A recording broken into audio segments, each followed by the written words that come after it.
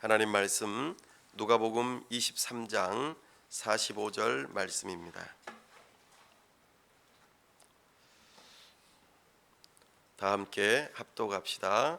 하나님 말씀입니다. 누가복음 23장 45절 말씀. 성소의 휘장이 한가운데가 찢어지더라. 아멘. 한 번 더 봉독합니다. 성소의 휘장이 한가운데가 찢어지더라. 아멘. 다 함께 기도하겠습니다. 하나님 아버지 은혜와 사랑을 감사합니다. 시간 복되고 거룩한 주일 하나님 앞에 나와 예배하며 하나님의 말씀 듣기를 원합니다. 주님의 영광 보기를 사모합니다. 우리의 눈과 귀를 여셔서 하나님을 알 수 있도록 은혜를 베풀어 주옵소서. 하나님을 아는 지식이 충만함으로 우리의 마음 깊은 곳에서부터 하나님을 향한 뜨거운 사랑이 끓어오를 수 있도록 도와주옵소서. 주님의 사랑이 타올라 참으로 우리의 심령에 빛과 열이 되게 하시고 정말 주님을 뜨겁게 사랑하고 열렬히 사랑하는 은혜가 있게 도와주시옵소서.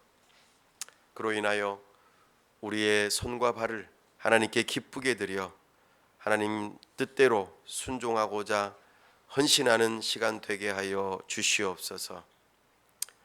우리를 통하여 하나님의 나라를 이루시고 하나님 영광 받으시기를 사모하오니 우리를 사용하여 주옵소서. 우리에게 주신 모든 자원들을 활용하여 주님의 이름이 높아지고 참으로 문영혼들을 주께로 인도하는 데에 우리를 사용하여 주시고 참으로 하나님의 살아계심을 증거하는 우리의 인생, 의미 있는 인생이 되게 하여 주시옵소서. 특별히 간구하옵나니 우리의 앞길을 열어주시고 하나님의 사람들을 보내주시고 함께 하나님의 나라를 이루어가는 역사가 있도록 은혜를 더하여 주시옵소서. 특별히 이 땅에 세우신 위정자들이 하나님을 경외하는 마음으로 법을 세우고 집행하고 잘 다스릴 수 있도록 우리 주님께서 은혜를 허락하여 주시옵소서. 우리 선교사님들 붙들어 주시고 성령으로 충만케 하여 주시고 하나님의 일꾼으로 귀하게 사용하여 주시옵소서. 이 시간 모든 영광 홀로 받아주시기를 원하옵고 우리 주 예수 그리스도의 이름으로 기도하옵나이다. 아멘. 오늘은 나의 자랑 십자가 8번째 시간으로 이제 마지막입니다. 성소의 휘장이 찢어지다 라는 제목으로 주의 말씀을 선포합니다.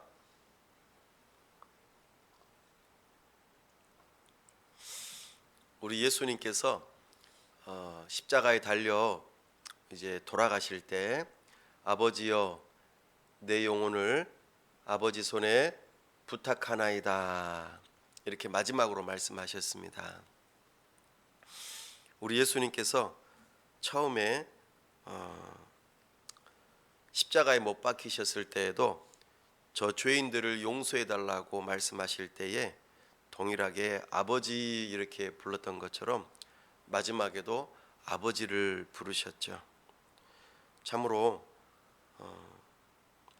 극한 고통 속에서도 아버지 하나님과의 친밀한 교제를 놓지 않고 끝까지 유지하고자 하는 그런 마음으로 아버지를 부르셨습니다. 그렇게 운명하실 때 이제 몇 가지 중요한 일들이 일어나는데 오늘은 성소의 휘장이 찢겨지는 그 내용을 중심으로 우리가 함께 살펴보기를 원합니다. 성소라는 단어를 들었을 때에 여러분들은 어떤 생각이 좀 들어지십니까? 한자어입니다. 거룩한 장소라는 뜻이죠. 이 세상에 거룩한 것은 오직 하나님 한 분뿐이십니다. 하나님만이 거룩하시죠. 그래서 성삼위일체 하나님, 성부, 성자, 성령 이렇게 표현합니다. 그런데 하나님께서 특별히 지정하셔서 구별한 것, 이것은 나를 위해서 따로 구별해 놓아라, 이렇게 지정해 놓으면 그것이 거룩해집니다. 사람이 따로 구별되면 성도가 되는 것이고, 또 물건이 따로 구별되면 성물이 되는 것이고, 나아가 장소가 따로 구별되면은 성소가 되는 것입니다. 그러므로 성소는 하나님께서 따로 구별하신 장소다, 이런 의미를 담고 있습니다. 하나님께서 임재하시는 장소, 하나님께서 계시는 장소를 성소라는 용어를 사용해서 그렇게 표현합니다. 하나님께서 계시는 그곳에 사람이 나아갈 때에 우리는 하나님을 만날 수 있는 것이죠. 그래서 성소는 하나님께서 계신 곳이기도 하고 하나님을 만나는 장소이기도 합니다.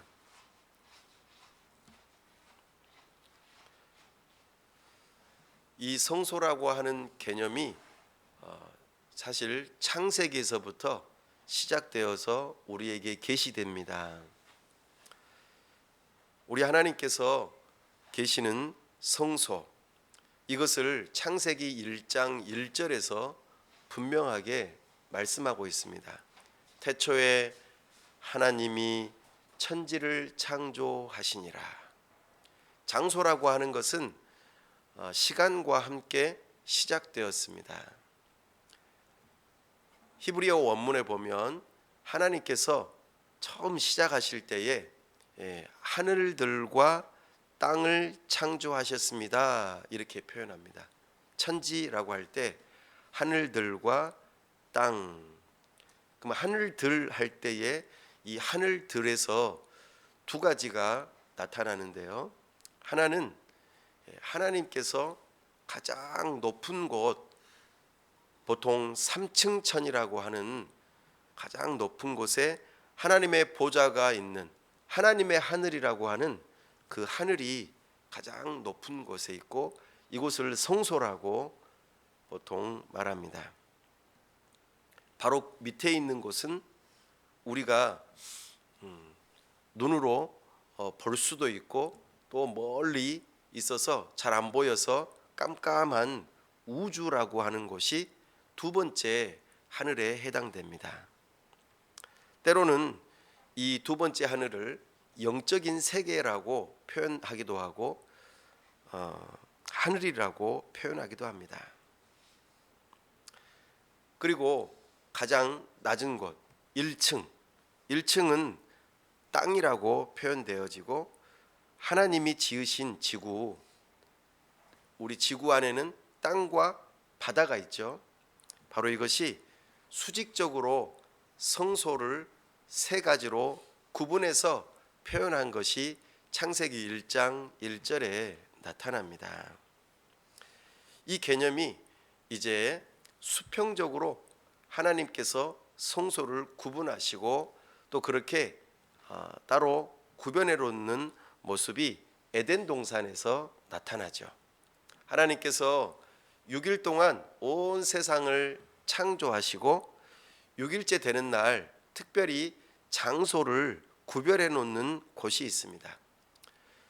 동그라미 원을 그린다고 본다면 가장 핵심이 되는 장소, 동심원의 핵심이 되는 곳을 가리켜 에덴이라고 표현합니다.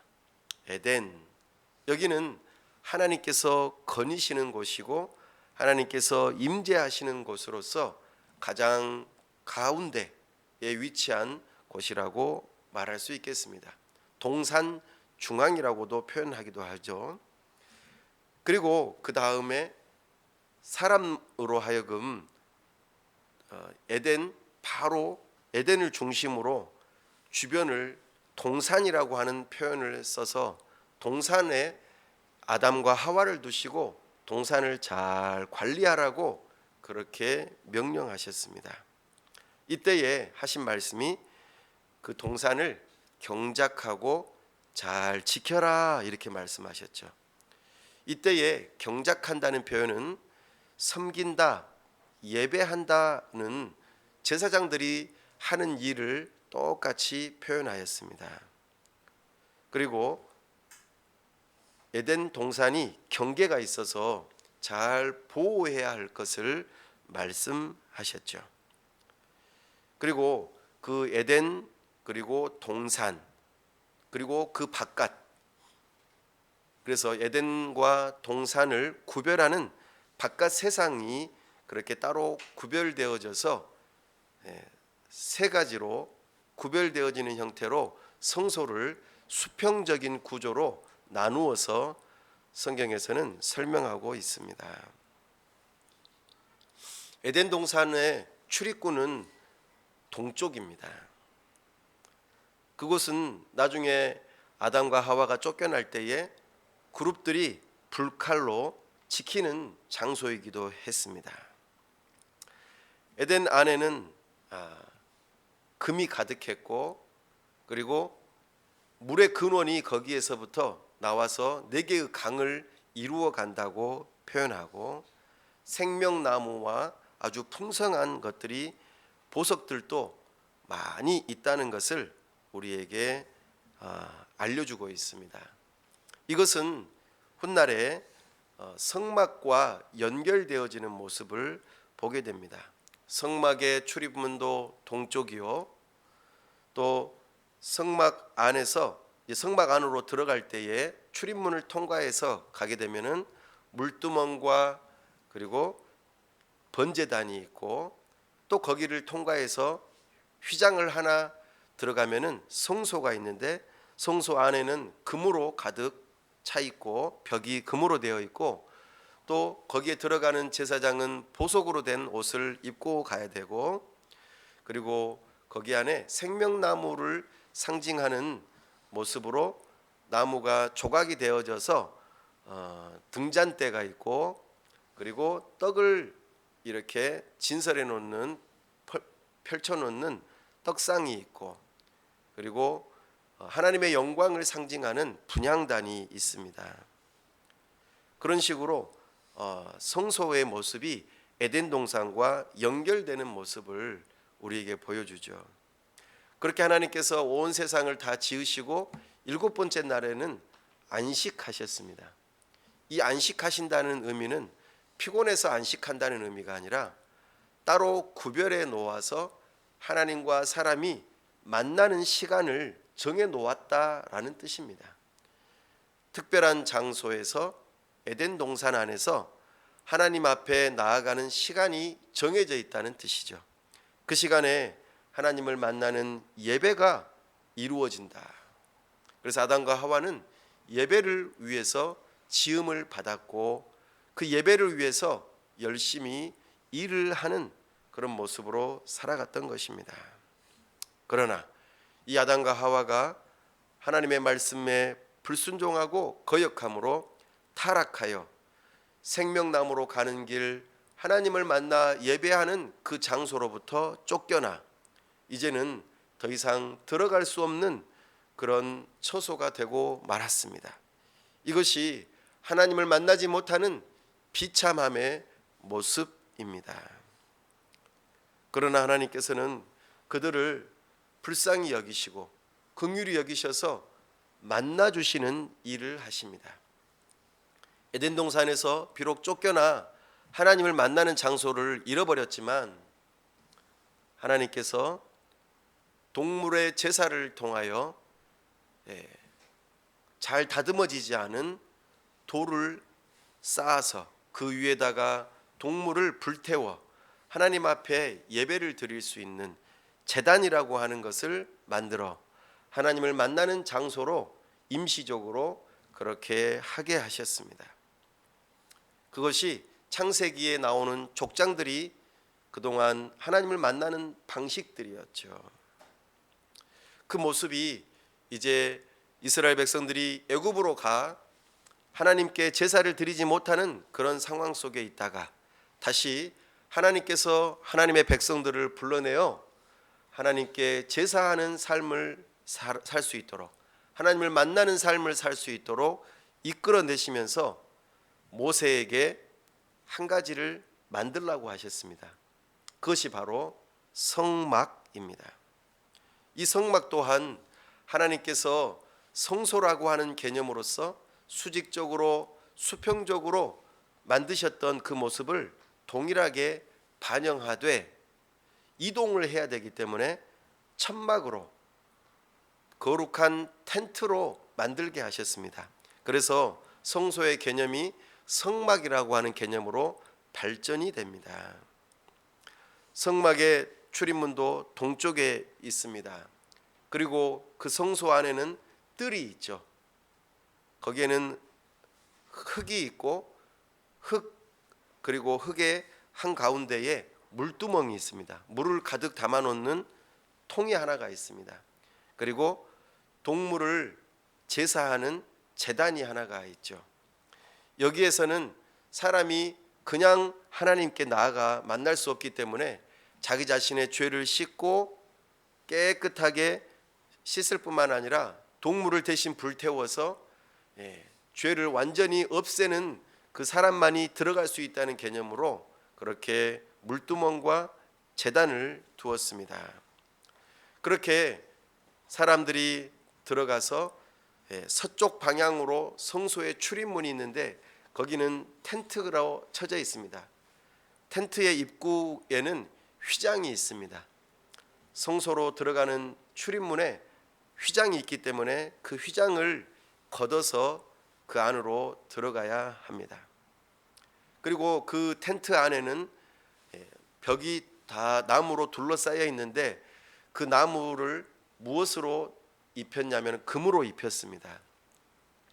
그 성막은 빛이 한 점도 들어올 수 없도록 만들어 놓았기 때문에 아무리 금으로 입혀져 있어도 금이 반짝반짝 빛나지 않습니다. 왜냐하면 빛이 없기 때문이죠. 그러나 그 안에 성소 안에 중요한 것 바로 등잔대가 있기 때문에 거기에서 나오는 빛이 밝게 사방을 반사시켜서 금빛으로 찬란하게 비쳐 보이게 합니다. 이것은 생명나무를 의미하기도 하고 또 수직적으로 보자면 하늘에 별이 빛나는 것처럼 반짝반짝 빛나는 형태로 해서 하나님께 나아가는 것에 있어서 우주 내지는 이층천에 해당되는 모습으로 그렇게 수평적으로 구현해 놓은 것입니다. 거기에 하나님의 말씀인 영혼의 양식인 떡이 진설되어 있으면서 그곳에서 하나님을 만나 하나님의 말씀을 듣는 그와 같은 자리임을 상징적으로 표현해 놓았습니다. 그리고 하나가 더 있었는데 분향단입니다. 거기에는 향을 피울 수 있는 단이 하나가 있었습니다. 향을 피우는 이유는 무엇이냐면 하나님의 영광, 하나님의 임재를 상징하는 것으로서 하나님께서 계시는 곳에는 항상 영광스러운 구름이 존재했습니다.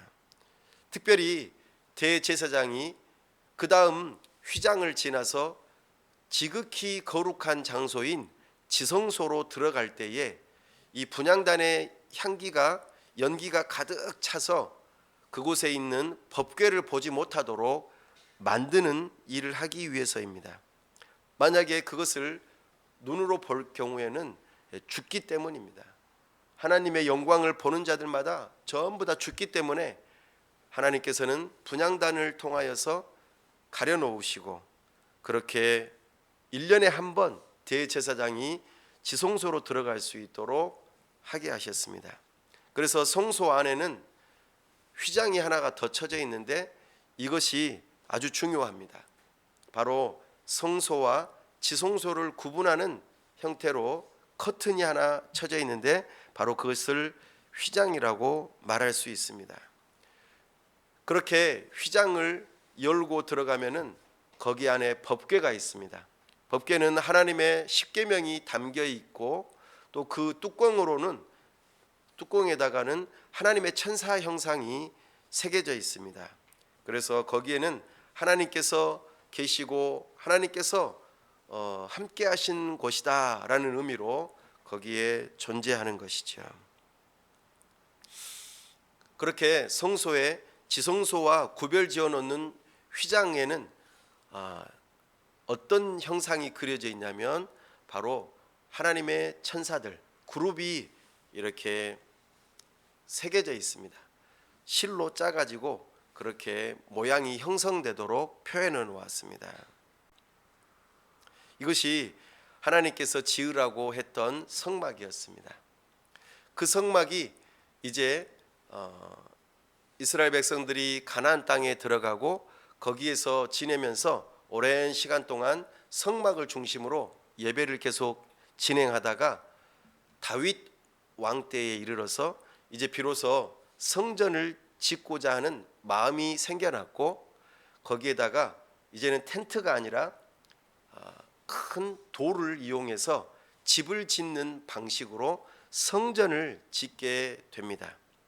그래서 가장 첫 번째로 지어진 성전은 우리가 잘 아는 솔로몬 왕이 성전을 지었던 때가 처음입니다. 이 성전은 가장 화려했죠. 거기에 금이 얼마나 들어갔냐면은 272톤이 들어갔어요. 성전에 금을 돌로 성전을 지었는데 거기에다 금을 입힌 거예요. 272톤이면은 오늘날 지난달 기준으로 우리나라의 금 시세로 따져 본다면은 얼마 정도 되냐면 50조 원입니다. 그러니까 솔로몬 왕이 지은 성전의 영광스러움이 어느 정도인지 짐작이 되시겠죠? 금으로 다 도배해 놨어요. 근데 50조 원 정도 금이 그 안에 있었던 것이죠. 이 소식을 누가 알았냐면 바벨론 왕이 알았습니다. 그래서 바벨론의 왕 느부갓네살 왕이 여기를 침공해서 BC 586년경에 그 성전을 전부 다 뜯어버려요. 그리고 거기에 있는 금을 전부 다 가지고 가버립니다. 그렇게 성전이 파괴가 되고 맙니다. 그렇게 했다가 시간이 좀 흘러 이제 나라가 제국이 바뀌어 바벨론에서 페르시아로 바뀌게 되죠. 페르시아의 왕 고레스가 538년 주님 오시기 538년경에 다시 수룹바벨이라고 하는 지도자를 보내면서 거기에 성전을 짓게 합니다. 이것이 수룹바벨 성전입니다. 그러나 예전에 솔로몬이 지었던 만큼의 성전이 되지 못하죠. 아주 초라한 성전이 되어집니다. 그렇게 이스라엘 백성들이 포로로 붙잡혀간 지 70년 만에 주전 516년경에 수룹바벨 성전이 세워지게 됩니다. 그렇게 세월이 흘러 그리스가 헬라 제국을 이루어 알렉산더 대왕이 온 세계를 다 지배할 때에 이때에도 이 성전은 계속 진행이 됐습니다. 그러다가 로마 제국이 이르렀을 때에 그때에 로마 제국의 분봉왕인 헤롯이 그 수룹바벨 성전을 좀 더 크고 확장되게 해서 증축합니다. 왜냐하면 헤롯 왕은 유대인이 아니기 때문에 유대인들의 마음을 사고 싶어서 유대인들이 가장 중요하게 여기는 성전을 더 화려하고 크게 지었습니다.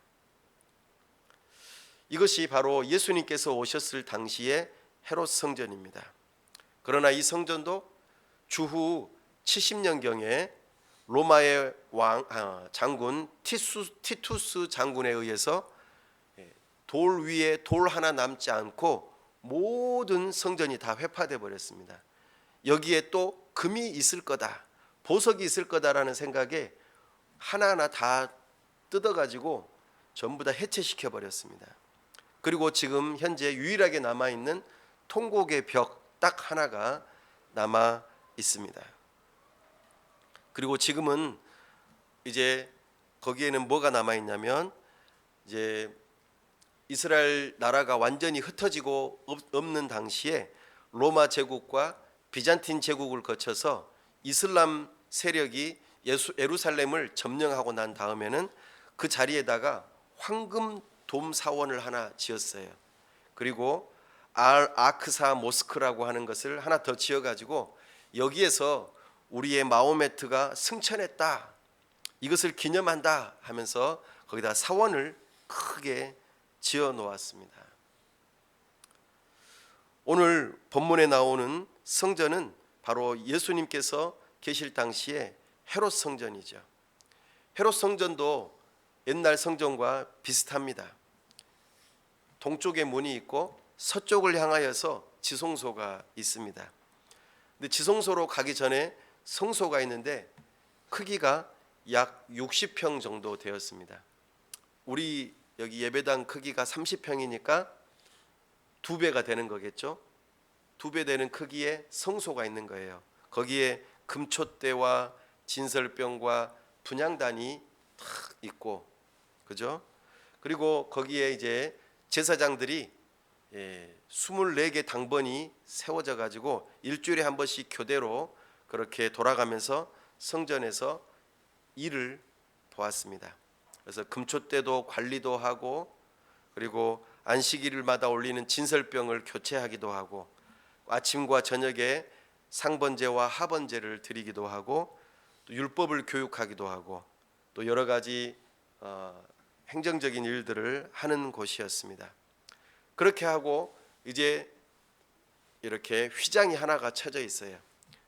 그 휘장을 파로켓이라고 하는데, 거기에 똑같이 동일하게 천사의 그룹이 이렇게 탁 이렇게 실로 짜져 있습니다.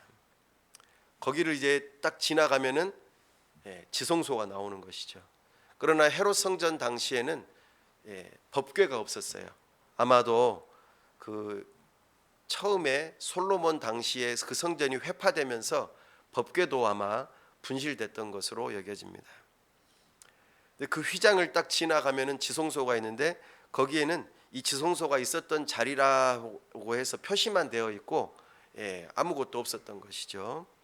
근데 대제사장이 1년에 딱 한 번 그 휘장을 지나가서 그 안으로 들어갈 수 있는데, 그것은 1년에 딱 한 번 대속죄일, 어린 양이 희생을 하고, 그리고 온 이스라엘 백성들이 1년에 딱 한 번 모두가 다 한 번에 죄가 사라지는 그 날을 위해서 지성소로 들어가게 됩니다.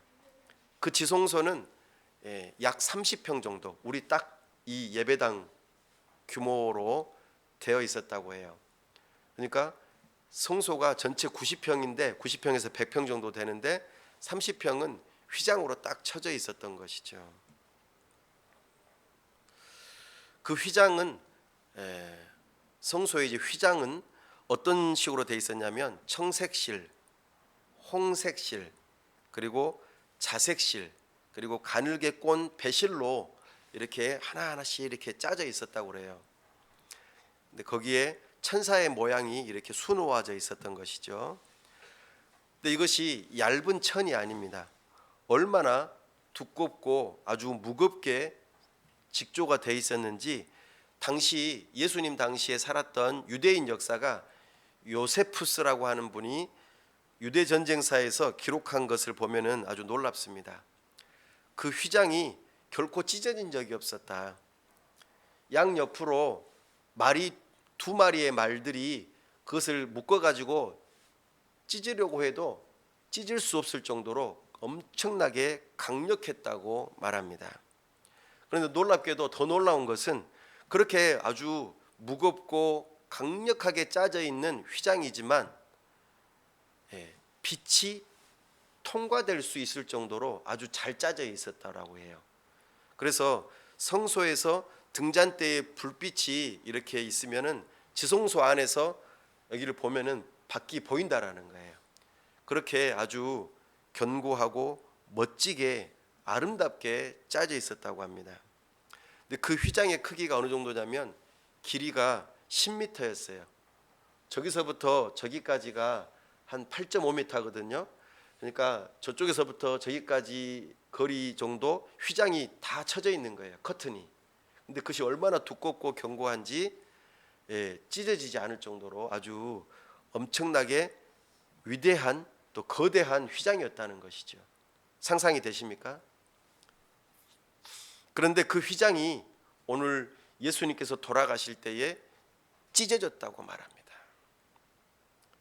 그냥 이것은 자연적인 현상으로 찢어진 게 아닙니다. 오늘 말씀해 보니까 한가운데가 쫙 찢어졌다고 말해요.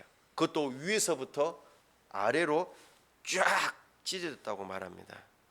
이거는 하나님께서 찢으신 것입니다.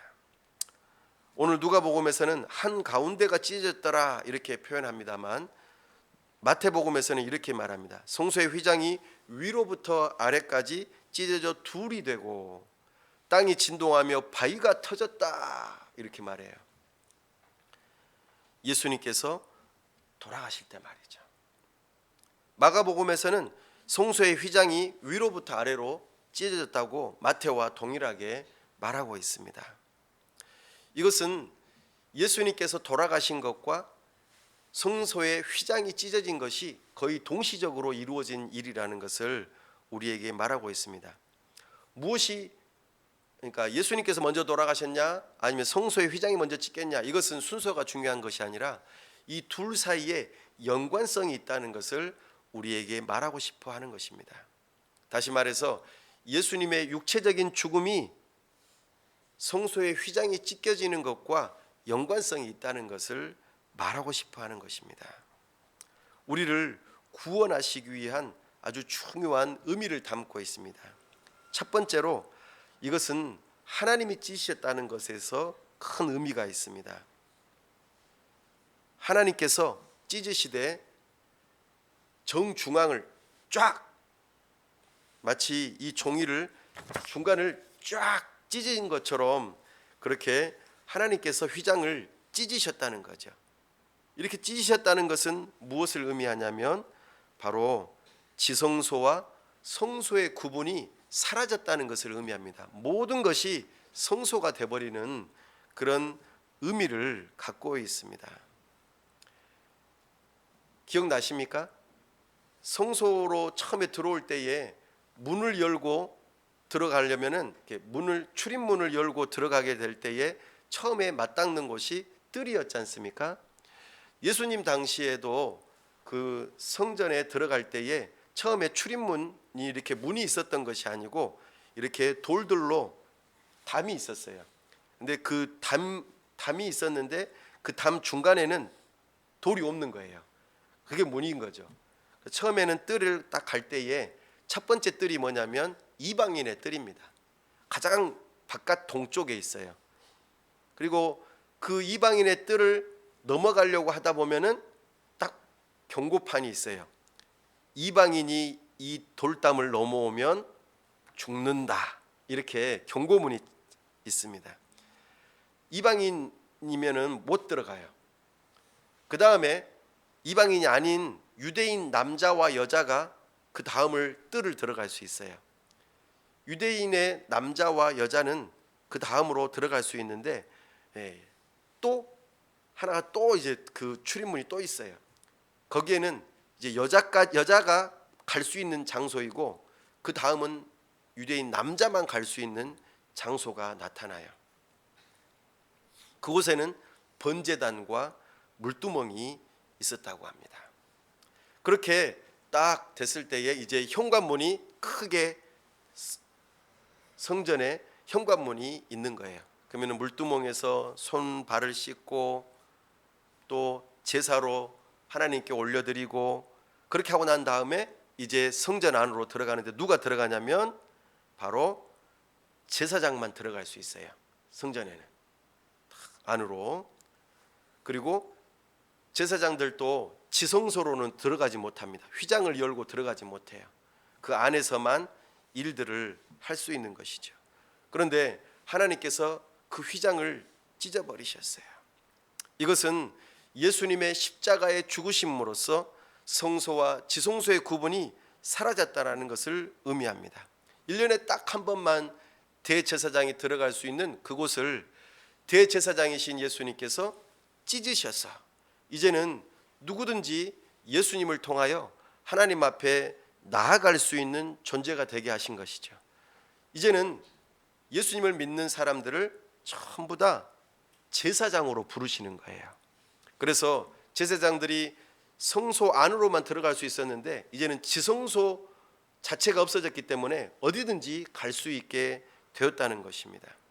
그러므로 영원하고 위대하신 대제사장 예수 그리스도를 통해서 예수 그리스도께서 당신의 몸을 들이심으로 휘장이 찢어지고 그리고 우리 모두를 제사장으로 부르셨다는 것을 여기에서 의미합니다. 그래서 베드로 사도는 이렇게 말합니다. 너희는 택하신 족속이요 왕 같은 제사장들이요 거룩한 나라요 그의 소유가 된 백성이니. 우리의 정체성을 제사장이라고 불러주세요. 그럼 대제사장은 예수님이시고 우리는 그 예수님과 믿음으로 연합된 제사장으로서 하나님 앞에 나아갈 수 있는 것이죠. 과거에는 대제사장의 도움을 받아서 우리의 죄가 용서받았지만 이제는 대제사장이신 예수님을 통하여서 어느 누구든지 하나님을 만나러 나아갈 수 있는 길이 열렸다는 거예요. 그러므로 우리는 이것을 믿는 믿음으로 하나님 앞에 담대히 나아갈 수 있는 길이 열렸어요. 휘장이 찢겨짐으로 우리는 누구든지 하나님을 만날 수 있는 길이 열린 겁니다. 뿐만 아니라 유대인과 이방인 이 구별도 사라졌어요. 또 남자와 여자의 구분도 사라졌습니다. 종과 자유인의 구분도 사라지고 유대인과 헬라인의 구분도 다 사라졌어요. 모든 차별이 우리 주 예수 그리스도의 죽으심으로 해결되었다라는 것을 말씀하고 있습니다. 그게 어떻게 가능하다고요? 우리 모두가 다 우리의 대제사장이신 예수 그리스도를 믿는 믿음으로 하나가 될 때에 이 일이 가능하다고 말씀하고 있습니다. 이제는 어느 누구든지 예수님을 믿는 믿음으로 하나님을 직접 만날 수 있는 길이 열렸다는 것입니다. 그래서 히브리서 기자는 이것을 이렇게 해석합니다. 성소의 휘장은 예수 그리스도의 육체다. 히브리서 10장 20절 말씀에 그 길은 우리를 위하여 휘장 가운데로 열어놓으신 새로운 살 길이요 휘장은 곧 그의 육체니라. 아멘.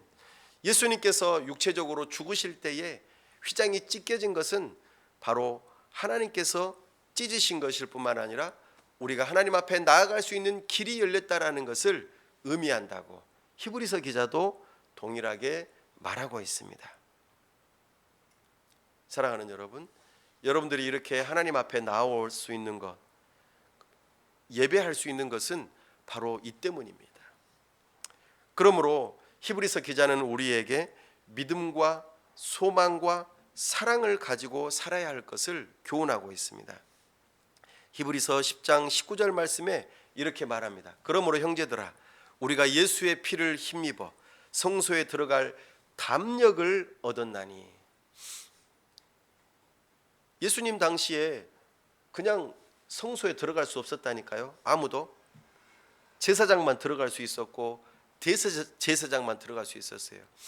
이방인의 뜰을 넘어서는 자들은 전부 다 돌로 맞아 죽고 여인의 뜰을 넘어서는 여인들은 다 돌에 맞아 죽고 거룩하지 않은 남자들 또한 더 이상 성전 안으로 들어갈 수 없고 이렇게 차별이 있고 구별이 있었다라는 거예요. 그러나 이제 우리는 예수 그리스도의 피로 말미암아 죽으심으로 말미암아 하나님 앞에 담력을 얻고 담대함으로 믿음으로 하나님 앞에 나아갈 수 있는 길이 열렸다는 것입니다. 그러므로 히브리서 기자는 이렇게 말합니다. 우리가 마음의 뿌림을 받아 악한 양심으로부터 벗어나고 몸은 맑은 물로 씻음을 받았으니 참 마음과 온전한 믿음으로 하나님 앞에 나아가자. 그러므로 우리는 예배할 수 있는 길이 열린 것입니다. 예수님께서 사마리아 여인과 만나 이야기 나누실 때 사마리아 사람들은 어디서 예배해야 될지에 대한 확신이 없었어요. 그리고 언제 하나님 앞에 나아갈 수 있어야 될지 그것에 대해서 불분명했어요. 그래서 여인이 예수님께 물어봤던 거예요. 우리가 어디에서 예배를 해야 됩니까? 예루살렘으로 나아가서 성소에 가서 예배해야 됩니까? 라고 물었습니다. 그때 예수님께서 말씀하시죠. 여기도 아니고 저기도 아니다. 하나님께 예배할 때가 온다. 그때가 언제라고요? 바로 이때다. 예수님께서 십자가에 달려 죽으심으로 하나님과 우리 사이에 막혀있는 그 휘장이 열림으로 언제든지 어떤 장소든지 우리가 예수님을 믿는 믿음으로 하나님 아버지라고 부르면은 하나님을 만날 수 있는 길이 열린다는 거예요. 이것이 참된 자유입니다. 여러분이 이 자리에 나아온 것, 우리가 특별히 이 자리를 구별해서 성소라고 하고 하나님 앞에 교회라고 하는 이름으로 모여서 정한 시간에 예배를 드리지 않습니까? 어떻게 이게 가능하냐고요. 만약에 예수님께서 죽지 않으셨다면, 우리가 하나님을 믿는 믿음을 가진다면 어디로 가서 예배를 해야 돼요? 저기 이스라엘 나라 예루살렘으로 달려가 나가야 돼요. 아니, 달려가면 안 되죠. 비행기 타고 가야 돼요.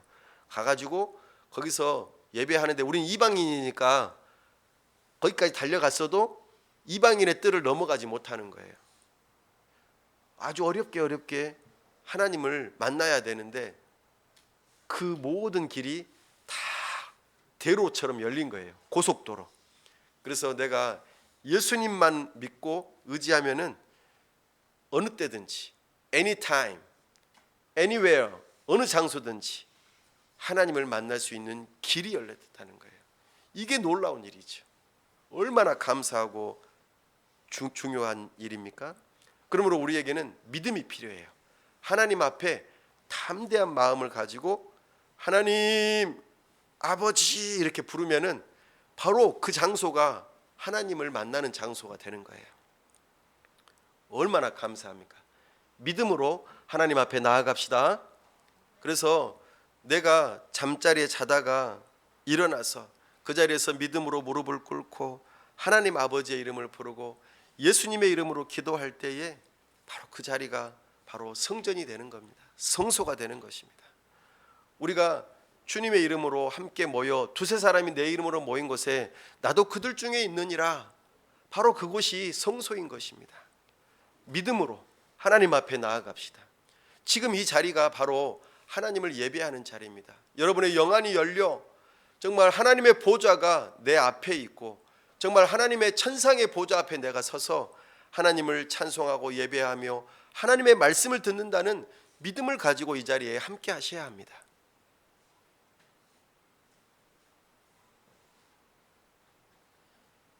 뿐만 아니라 우리는 소망을 가지셔야 합니다. 또 하나님의 집 다스리는 큰 제사장이 계심에, 우리에게는 누가 있어요? 예수님이 계세요. 큰 제사장, 대제사장이 계십니다. 그러므로 그분은 약속하신 이는 믿으시니 우리가 믿는 도리의 소망을 움직이지 말며 굳게 잡아야 합니다. 우리는 예수님에게 소망을 두어야 돼요. 예수님께서 하나님께 나아갈 길을 열어놓으셨어요. 그리고 그 구원을 완성하시는 분이 예수님이십니다. 우리의 구원이 틀림없다는 거예요. 그러니까 소망을 굳게 가지셔야 됩니다.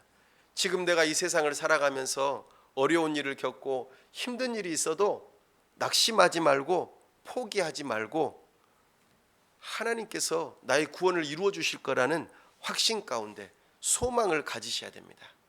소망은 인내는 연단은 우리의 구원을 이룬다는 것을 굳세게 믿고 의지하면서 인내하실 수 있길 바랍니다. 나아가 우리는 그 믿음과 소망 가운데에서 사랑을 실천하라고 부르셨습니다. 히브리서 10장 24절 말씀에 서로 돌아보아 사랑과 선행을 격려하라고 말씀하셨습니다. 모이기를 패하는 어떤 사람들의 습관과 같이 하지 말고 모이기에 힘쓰면서 서로 돌아보아 사랑과 선행을 격려하라고 그랬어요. 이것이 바로 성소의 휘장이 찢겨져서 하나님과 만나는 사람들이 행해야 할 사랑의 삶이라고 말합니다. 사랑하는 여러분, 우리 주님께서는 이렇게 성소의 휘장을 찢으셔서 하나님을 직접적으로 만날 수 있는 길을 열어주셨으니 믿음을 가지고 소망 가운데 서로 사랑을 행하면서 모이기에 힘쓰는 우리 교회가 될 수 있기를 바랍니다. 그렇게 하나님께서는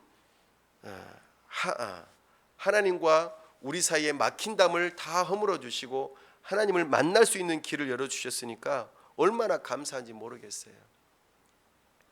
과거에 아담이 범죄하여 에덴 동산에서 쫓겨나 불칼이 이렇게 화염검으로 지키고 있어서 하나님을 만날 수 없었을 때 하나님께서 직접 찾아오셔서 제단에서 불을 피워 동물의 제사를 드릴 때 만나 주셨고, 성막에서 하나님께서 만나 주셨고, 성전에서 만나 주셨는데 그런 모든 번거로움을 완전히 일거에 다 제거해 버리시고 하나님을 직접 만날 수 있는 생명의 길을 열어놓으셨다는 것은 너무나도 놀라운 일입니다. 그 일이 어떻게 가능했습니까? 우리 예수님께서 대신 죽으심으로 가능했다는 거예요. 희생양으로. 모든 사람이 범죄함으로 하나님의 영광에 이르지 못했어요. 휘장이 쳐져 있었어요. 앞으로 나아갈 수 없었어요. 순간순간마다 단계의 길이 있었고 그냥 나아가지 못했어요.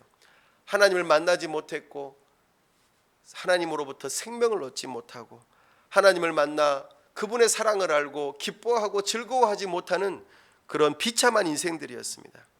그러나 하나님께서 찾아오시고 만나주시고 참으로 우리에게 영원한 생명, 영원한 기쁨, 행복을 약속하셨다는 것이 바로 오늘 성소의 휘장이 찢겨졌다는 것의 중요한 의미입니다.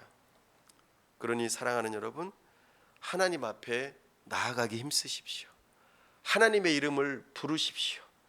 예수님을 믿고 의지하면서 때를 얻든지 못 얻든지 나아가십시오. 하나님을 만나야만 우리는 살 수 있습니다. 하나님과 동행하면서 살도록 우리는 지음을 받았어요.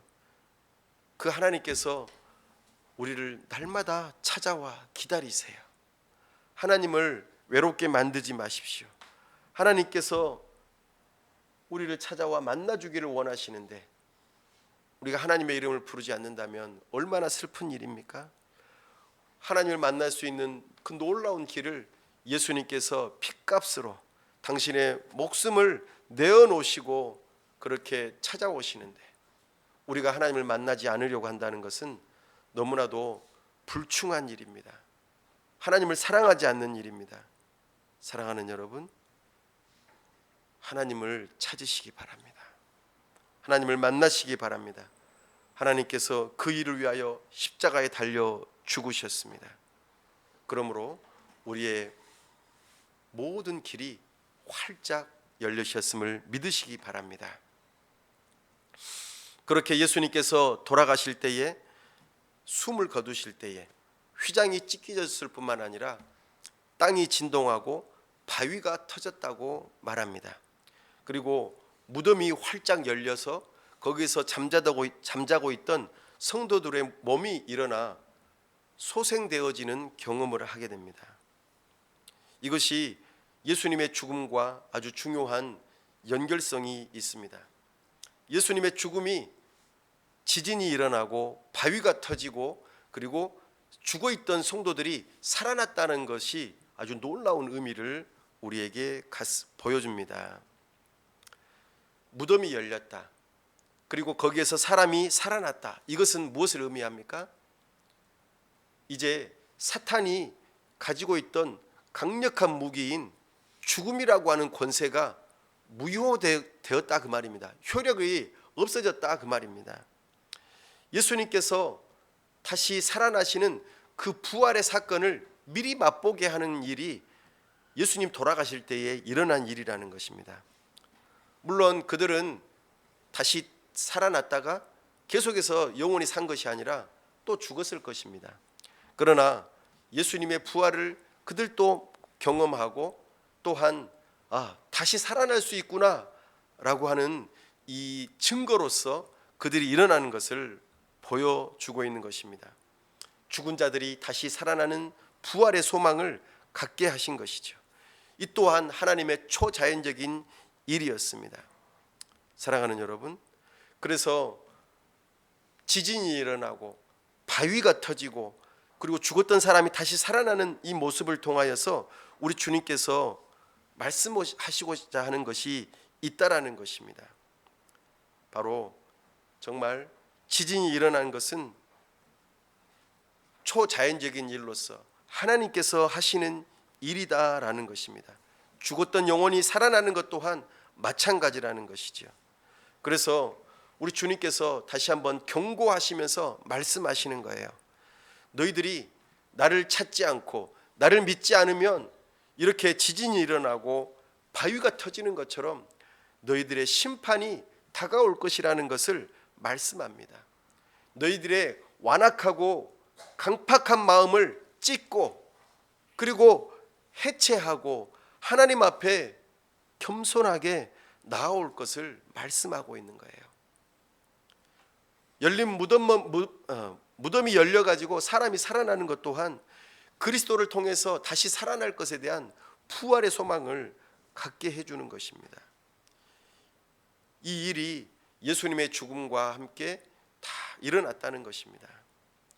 사랑하는 여러분, 하나님께서 태초에 천지를 창조하시면서 온 세상에 하나님의 그 임재하시는 장소와 그리고 하나님을 만나는 그 길이 어떤 방식으로 이루어지는지 성경의 역사 가운데서 우리에게 다 말씀해 주셨어요. 그리고 우리 사람들이 죄를 지어서 하나님을 만나는 길이 너무나도 복잡하고 어렵게 되었지만 하나님께서 그 길을 활짝 여셔서 예수 그리스도를 통해서 그 일을 이루셨다는 것을 우리에게 보여주십니다. 그리고 오늘날 우리에게 그 복음이 들려졌어요. 시간과 공간이라고 하는 그 역사 가운데에서 어떻게 하나님을 만나는 길이 우리에게 열렸는지 우리에게 보여주고 있습니다.